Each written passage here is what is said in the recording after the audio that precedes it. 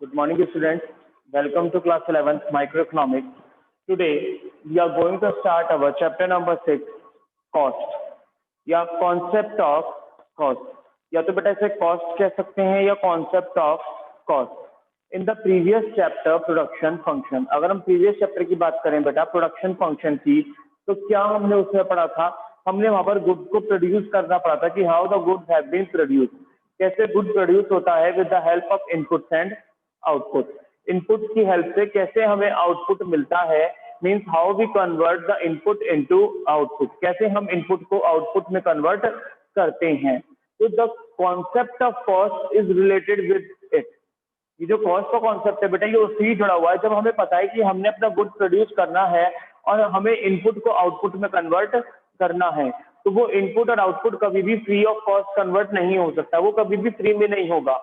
उसको कन्वर्ट करने में, आउटपुट को प्रोड्यूस करने में खर्चा हमेशा होगा. और आउटपुट हमेशा कौन प्रोड्यूस करता है? प्रोड्यूसर. आउटपुट हमेशा कौन प्रोड्यूस करता है बेटा? प्रोड्यूसर. तो the conversion of input into output is done by the producer and the production और the conversion of input into output is not free. Free नहीं होता. There may be some expenditures which are incurred by the producer. कुछ ना कुछ किसी ना किसी तरह के खर्चे होते हैं जो प्रोड्यूसर के होते हैं, जो प्रोड्यूसर के ऊपर अप्लाई या एप्लीकेबल होते हैं जब वो इनपुट को आउटपुट में कन्वर्ट करता है. तो all those expenditures are known as cost. Cost से हमें लगेगा बेटा, कॉस्ट का मतलब है कीमत. सपोज हम मार्केट में गए, हमने मार्केट से 10 रुपीज की एक नोटबुक परचेज करी, that is the cost? No. General life में, कॉमन लाइफ में तो हम यही कॉस्ट जानते हैं. कॉस्ट का मतलब कीमत, कि हमने जितने पैसे पे करे that is known as the cost. उसकी कॉस्ट क्या है? तो हमारे लिए कॉस्ट का मतलब ये होता था. But in economics the concept of cost is entirely different. It is assumed और it is taken from the point of view of the producer. हमें कॉस्ट देखनी है बेटा प्रोड्यूसर के पॉइंट ऑफ व्यू से. कॉस्ट जो टर्म यूज होती है, कनेक्ट होती है या कंसर्न रिलेटेड होती है, वो प्रोड्यूसर से रिलेटेड है. तो what is the definition of cost?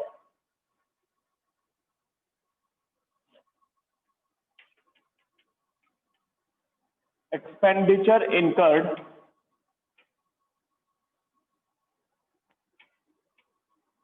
by the producer on factor inputs as well as non-factor inputs.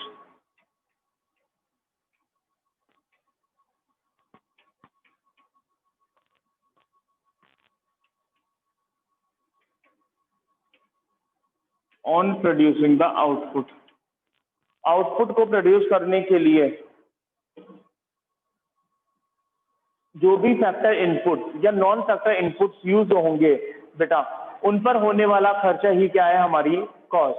तो cost refers to the expenditure incurred by the producer on factor inputs as well as non factor input on producing the output या used in the production process. जो भी production process में हमारे factor input और non factor input use हुए हैं, उन inputs पर होने वाला खर्चा ही क्या है? हमारी cost.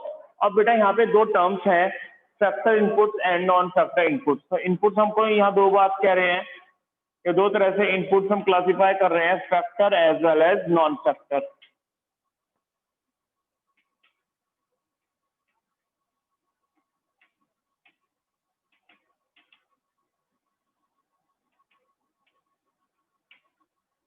factor inputs and non-factor inputs.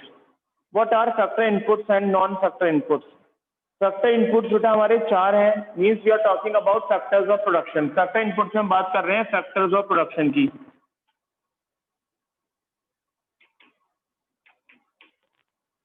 क्या होते हैं फैक्टर्स ऑफ प्रोडक्शन?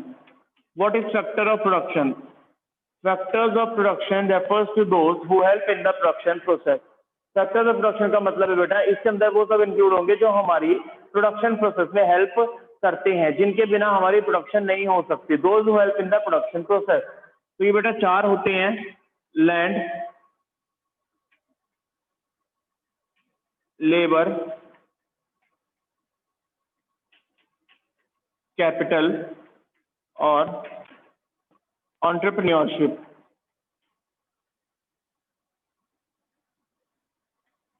लैंड जहां पर हम प्रोडक्शन करेंगे, लैंड या बिल्डिंग जो भी होगी, लेबर जिसकी हेल्प से प्रोडक्शन होगी, कैपिटल हमारी इन्वेस्टमेंट, हमारे plant and machinery, entrepreneurship entrepreneur यानी ओनर जो ये सब काम करवाएगा। Then next is non factor inputs. Non factor inputs क्या है? ये अदर इनपुट्स है बेटा जो हमारे प्रोडक्शन में यूज होते हैं, सच एज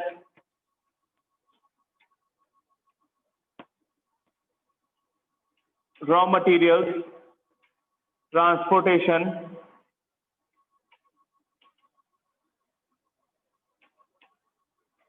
इलेक्ट्रिसिटी।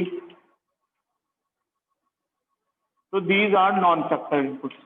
तो फैक्टर इनपुट्स और नॉन फैक्टर इनपुट्स दोनों को मिलाकर होने वाला खर्चा ही क्या है? हमारी कॉस्ट। तो cost refers to the expenditure incurred by the producer on producing the output and the expenditure incurred on factor inputs as well as non factor inputs. वो खर्चा किस पर हुआ है बेटा? फैक्टर इनपुट्स पर हुआ है और नॉन फैक्टर इनपुट्स पर हुआ है। तो दोनों को मिलाकर होने वाला खर्चा ही क्या है? हमारा कॉस्ट। हमने इनपुट्स भी क्लासिफाई कर लिए, फैक्टर इनपुट्स और non factor inputs. Factor input का मतलब है हमारे फैक्टर्स ऑफ प्रोडक्शन यानी those who help in the production process, और वो चार होते हैं: land, labour, capital, entrepreneurship. Land जहां पर हम प्रोडक्शन करेंगे, that means we are talking about land and building, labor to whom the production is possible. With the help of labor the production is possible. Capital means plant and machinery investments. Entrepreneurship means entrepreneur means owner.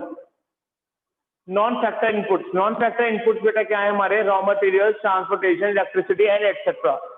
और भी बहुत तरह के inputs जो सब use होंगे जिन पर हमारा खर्चा होगा are classified as non factor inputs. तो these are the factor inputs and non-factor inputs on which the expenditure is made by the producer.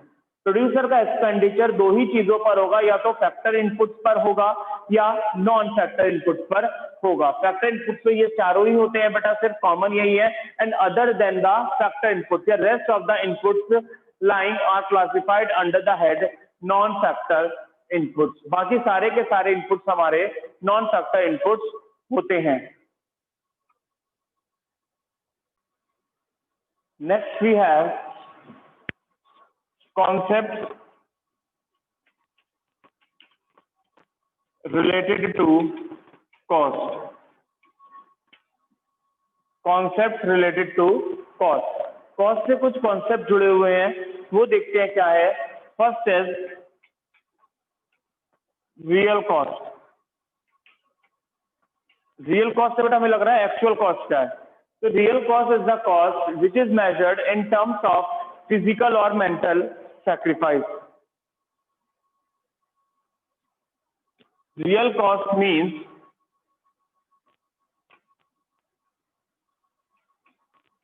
sacrifice of mental and physical efforts. जब बेटा हम कोई भी काम करते हैं, या जैसे अगर हम प्रोडक्शन भी करेंगे, हम इनपुट को आउटपुट में कन्वर्ट करेंगे, तो हमें मेंटली वर्क करना पड़ेगा, मेंटली भी सोचना पड़ेगा, है ना, कि कैसे कन्वर्ट करना है या क्या करना है। एंड फिजिकल एफर्ट, और फिजिकली एफर्ट भी करने पड़ेंगे, मेहनत भी करनी पड़ेगी। तो ये जो फिजिकल एफर्ट्स है, मेंटल वर्क है, ये जो हमने लॉस किया अपना, ये जो हमने यूज किया, इसकी कॉस्ट क्या है? That cost is known as real cost. तो real cost is not measured in terms of money.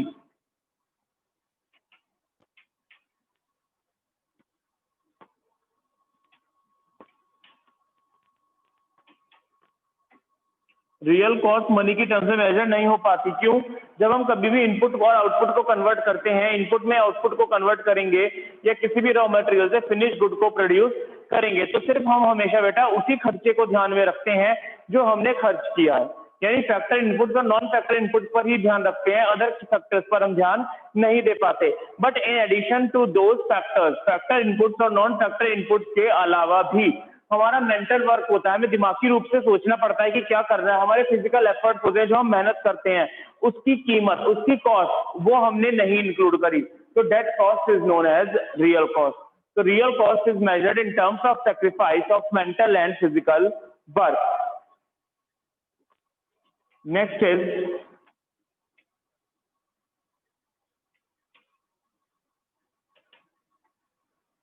social cost. What is social cost?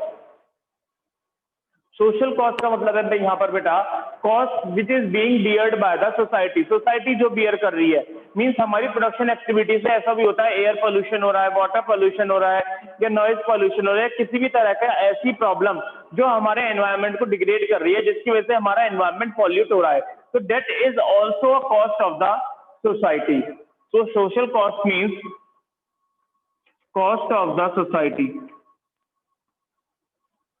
ये हम कह सकते हैं loss beard by the society. क्या हो सकता है वो? For example air pollution,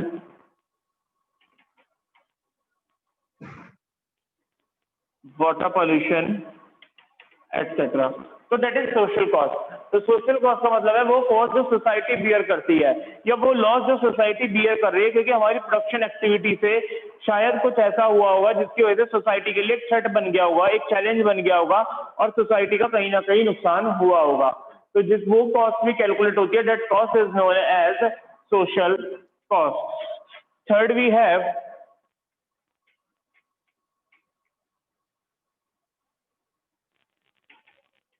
opportunity cost. Opportunity cost का मतलब है बेटा cost of next best alternative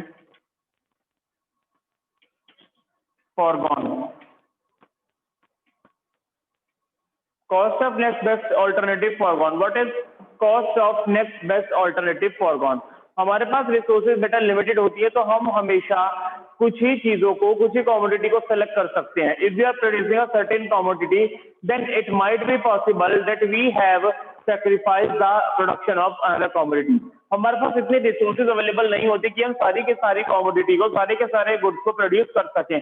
तो एक गुड को प्रोड्यूस करने के लिए, एक आउटपुट को प्रोड्यूस करने के लिए, तो जो हमने दूसरा आउटपुट प्रोड्यूस करा होगा that output is known as its opportunity cost. जो आउटपुट हमने सेक्रीफाइस करा होगा, तो एक कॉस्ट को बियर अप करने के लिए क्या हमारा नुकसान हुआ होगा, क्या बेस्ट ऑल्टरनेटिव हमारे पास अवेलेबल था, तो that cost is known as opportunity cost. एक कीमत जो प्रोडक्शन के लिए, प्रोड्यूसर के लिए जो एक कॉस्ट कैलकुलेट हुई होगी एक सर्टेन गुड को या एक सर्टेन कमोडिटी को प्रोड्यूस करने की, तो अगर वो प्रोड्यूस ना करता, वो खर्चा एक्सपेंड ना करता, वो खर्चा उसका ना लगता, तो क्या लगता, क्या उसने सेक्रीफाइस किया, क्या एक्सपेंडिचर उसने सेक्रीफाइस किया in order to gain that such expenditure, that cost is known as opportunity cost. तो उस कॉस्ट को हम बेटा क्या कहेंगे?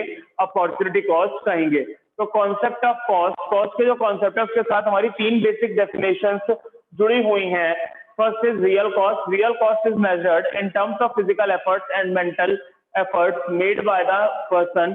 That cost is not measured in terms of money. और हम इसे मनी की टर्म्स में मेजर नहीं कर पाते. क्यों? क्योंकि जो भी हमारा खर्चा होता है इनपुट को आउटपुट में कन्वर्ट करने के लाभ के लिए, उसके अलावा भी हमारे पास फिजिकल वर्क हमें करना पड़ता है, फिजिकल एक्टिविटीज हमें करनी पड़ती है, अपना मेंटल लेवल यूज करना पड़ता है, मेंटली वर्क करना पड़ता है, जिसको हम कहीं भी कैलकुलेट नहीं कर पाते. सोशल कॉस्ट, जब हमारा कोई भी प्रोडक्शन होता है तो मे बी वो प्रोडक्शन शायद ऐसा होता है जिसकी वजह से कहीं ना कहीं एनवायरनमेंट को कुछ ना कुछ हार्म होता है. तो the loss of the environment which is being beared by the society, society जो बियर करती है that is known as social cost. And the last one is opportunity cost. Opportunity cost means cost of next best alternative foregone. किसी भी एक alternative को select करने के लिए जो कॉस्ट आपको बियर करती है, जो कॉस्ट आप बियर करते हैं, तो क्या आपने उसको सेक्रीफाइस किया.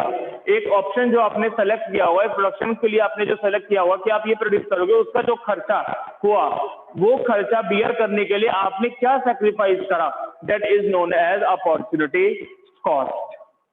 So these are the three terms which related to the definitions or concept of cost. Next is the nature of cost.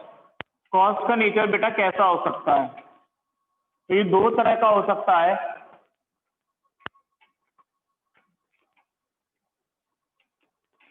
Explicit cost और इम्प्लिसिट कॉस्ट.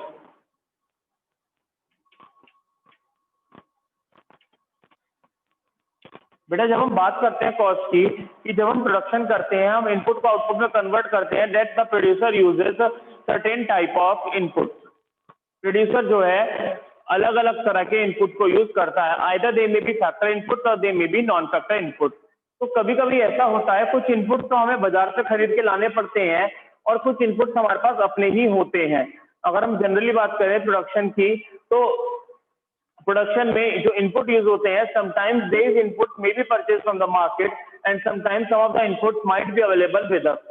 तो कुछ इनपुट हमारे पास होते हैं, तो जो खर्चा हम मार्केट से इनपुट लाने पर करते हैं, that is known as explicit cost. उसका नाम क्या है बेटा? Explicit cost means input purchase from the market, expenditure incurred on input purchase from the market.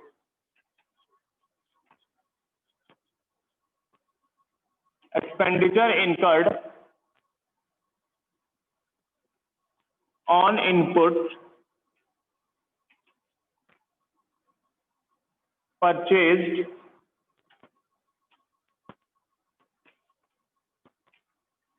from the market। जो भी खर्चा हम मार्केट से इनपुट खरीदने पर करेंगे, that is known as explicit cost. क्या हो सकते हैं बेटा example? Wages to labourers, labours को जो हम वेजेस प्रोवाइड करेंगे, या रॉ मटेरियल्स परचेज, या जो भी हमने रॉ मटेरियल्स खरीदे मार्केट से, तो जो भी खर्चा हुआ हमारा उन इनपुट पर जो हमने मार्केट से खरीदे हैं, that is known as explicit cost. Next is implicit cost. Implicit cost का मतलब क्या है? imputed or estimated value of self-owned inputs। imputed और estimated value of self-owned input, वो सारे इनपुट जो हमारे खुद के हैं उनकी imputed value या उनकी estimated value, उसे हम कहते हैं बेटा इम्प्लिसिट कॉस्ट। क्योंकि जनरली क्या होता है, कभी कभी कुछ इनपुट्स हमारे पास ऐसे भी होते हैं जो हमारे पास खुद ही अवेलेबल होते हैं। सपोज मुझे फैक्ट्री सेटअप करने के लिए बिल्डिंग चाहिए, अगर मैं बिल्डिंग बाहर से रेंट पे लूंगा तो that is known as explicit cost, मगर मैं किसी और से ले रहा हूँ। बट अगर बिल्डिंग मेरी खुद की ही है और मैं उसे यूज करने लग जाऊं for the purpose of the establishment of a factory, factory के एस्टेब्लिशमेंट के लिए, तो क्या उसकी कॉस्ट को कैलकुलेट नहीं करूंगा? करूंगा। तो that cost is known as implicit cost. क्यों? अगर मैं वो बिल्डिंग खुद यूज ना करता तो शायद मैं किसी को वो रेंट के लिए देता, तो उससे मुझे रेंट आता, मुझे रेंट मिलता। अब वो रेंट मुझे नहीं मिलेगा क्योंकि मैं उस बिल्डिंग को खुद यूज कर रहा हूँ, या अगर उतना ही स्पेस मैं किसी बाहर वाले से लेता तो रेंट पे करता, तो मैं वो रेंट अपने आप को खुद दूंगा। तो that is known as implicit cost. तो हम ये कह सकते हैं इम्प्यूटेड रेंट ऑफ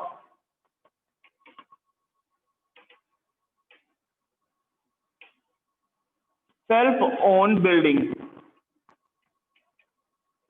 अगर हमारी खुद की बिल्डिंग है तो उसका इम्प्यूटेड रेंट, तो उसका इम्प्यूटेड रेंट क्या होगा बेटा? इम्प्लिसिट कॉस्ट होगा। क्यों?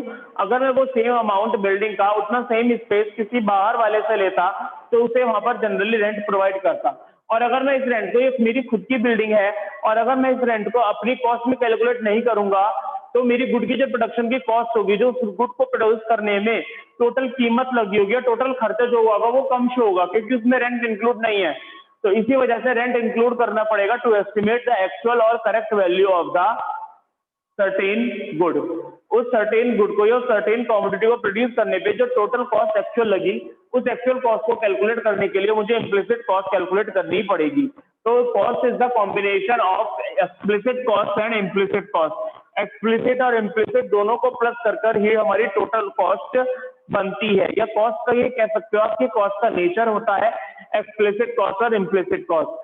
जो खर्चा हम इनपुट्स को मार्केट से लाने में करते हैं that is known as explicit cost, और जो खर्चा हमारे इनपुट्स का होता है और वो इनपुट्स हमारे खुद के होते हैं तो उनकी इम्प्यूटेड वैल्यू या इनकी एस्टिमेटेड वैल्यू होती है हमारी बेटा इम्प्लिसिट कॉस्ट। तो the nature of the cost is of two types, explicit cost and implicit cost. Next we have the type of cost. Cost की टाइप, तो हमारे पास बेटा दो तरह की कॉस्ट होंगी, fixed cost and variable cost. Previous chapter जब आपने प्रोडक्शन फंक्शन पढ़ा था तो बेटा वहां आपने दो तरह के फैक्टर्स पढ़े थे, fixed factors and variable factors. Fixed factors वो फैक्टर्स होते हैं जो फिक्स रहते हैं, जो चेंज नहीं होते जल्दी जल्दी या बार बार जो चेंज नहीं होते। वेरिएबल फैक्टर्स वो फैक्टर्स होते हैं जो आउटपुट लेवल के साथ चेंज होते हैं। तो ये फैक्टर्स बेटा आए कहां से होंगे? इन पे आपने खर्चा करा होगा इन फैक्टर्स को खरीदने पे। सपोज फिक्स फैक्टर था हमारा प्लांट एंड मशीनरी, तो ये फिक्स फैक्टर आया कहां से होगा? आपने इसे खरीदा होगा या परचेज किया होगा या हायर किया होगा। तो फिक्स फैक्टर्स को खरीदने पर बेटा जो खर्चा होता है that is known as fixed cost, और वेरिएबल फैक्टर को खरीदने पर जो खर्चा होता है that is known as variable cost. तो what is fixed cost? Expenditure on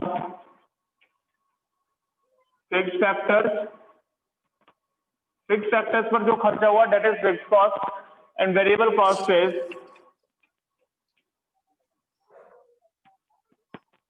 expenditure on variable factors. Variable factors को खरीदने पर जो खर्चा हुआ that is known as variable cost. दोबारा से फिर से रिलेट करेंगे बेटा उसी से ही, फैक्टर से ही। फिक्स्ड फैक्टर्स कांस्टेंट रहते हैं आउटपुट के चेंज होने पर भी, तो इसका मतलब जब फिक्स्ड फैक्टर चेंज नहीं होते तो फिक्स्ड कॉस्ट भी चेंज नहीं होती होगी। तो यही कहेंगे fixed cost does not change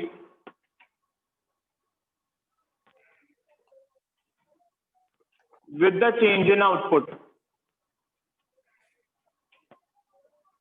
output में चेंज आने की वजह से फिक्स फैक्टर चेंज नहीं होते, तो जिसकी वजह से हमारी फिक्स कॉस्ट भी चेंज नहीं होगी। फिक्स कॉस्ट भी कैसी रहेगी? सेम रहेगी।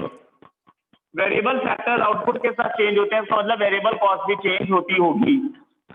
Variable cost fixed cost changes as level of output changes. Variable cost change होगी जैसे जैसे आउटपुट का लेवल चेंज होता जाएगा, क्योंकि वेरिएबल फैक्टर चेंज होते हैं। थर्ड पॉइंट बेटा, हमने कहा था जब हम कुछ भी प्रोड्यूस नहीं करते, मीन जब हमारा आउटपुट का लेवल 0 होता है तो उस टाइम पर फिक्स्ड फैक्टर्स प्रेजेंट होते हैं। फिक्स्ड फैक्टर्स तो तभी भी होते हैं, तो इसका मतलब अगर fixed factor 0 level of output पर होते हैं तो इसका मतलब फिक्स्ड कॉस्ट भी 0 लेवल ऑफ आउटपुट पर होती होगी। तो यही कहेंगे fixed cost present even at 0 level of output। 0 level of output पर फिक्स्ड कॉस्ट प्रेजेंट होती है, क्योंकि 0 लेवल ऑफ आउटपुट पर फिक्स्ड फैक्टर्स प्रेजेंट होते हैं। थर्ड, 0 लेवल ऑफ आउटपुट पर जब हम कुछ भी प्रोड्यूस नहीं करते तो हमारे वेरिएबल फैक्टर्स नहीं होते हैं, तो इसका मतलब हमारे पास वेरिएबल कॉस्ट भी 0 लेवल पर नहीं होगी। Variable cost does not present at 0 level of output। Variable cost जो होगी बेटा हमारी वो 0 लेवल ऑफ आउटपुट पर प्रेजेंट नहीं होगी। फिक्स्ड कॉस्ट, ठीक है बेटा, तो ये हमारे पास difference between the fixed cost and variable cost. Fixed cost और वेरिएबल कॉस्ट का डिफरेंस कि फिक्स्ड कॉस्ट को हम रिलेट कर रहे हैं फिक्स्ड फैक्टर से और वेरिएबल कॉस्ट को रिलेट कर रहे हैं वेरिएबल फैक्टर से। फोर्थ एग्जांपल देखते हैं।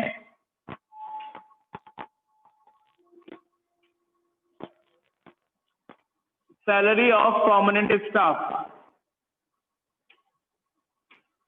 परमानेंट स्टाफ की सैलरी, परमानेंट स्टाफ मतलब जो स्टाफ परमानेंट है, जो चेंज नहीं होता, उसकी सैलरी जो हमें देनी है डेट इज फिक्स्ड कॉस्ट, वो हमें देनी ही देनी है, वो चेंज होगी ही नहीं।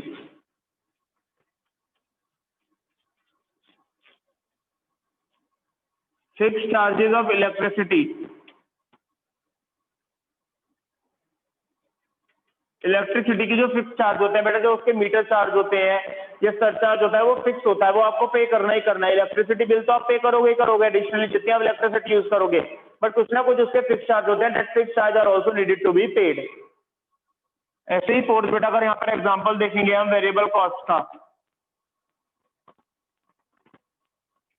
तो हम ये कह सकते हैं expenditure on raw materials, raw material को खरीदने पर जो खर्चा हुआ, दैट इज वेरिएबल कॉस्ट, क्योंकि वो चेंज होता रहेगा।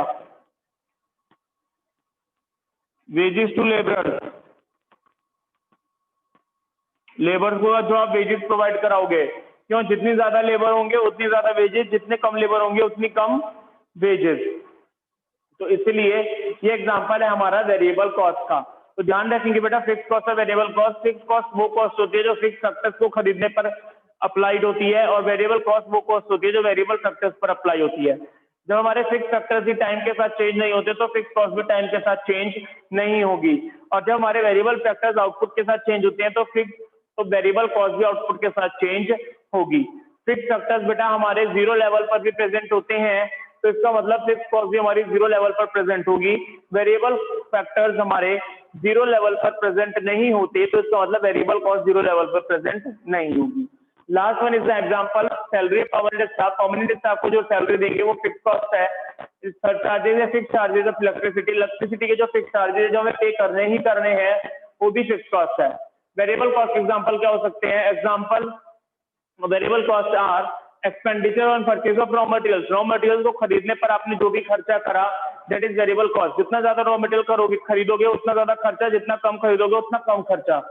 वेजेस टू लेबरर्स, लेबर को जो वेजेस प्रोवाइड करोगे, जितनी ज्यादा लेबर होंगी उतनी ज्यादा वेजेस, जितनी कम लेबर होंगी उतनी कम वेजेस होंगी। तो these are the examples of variable cost.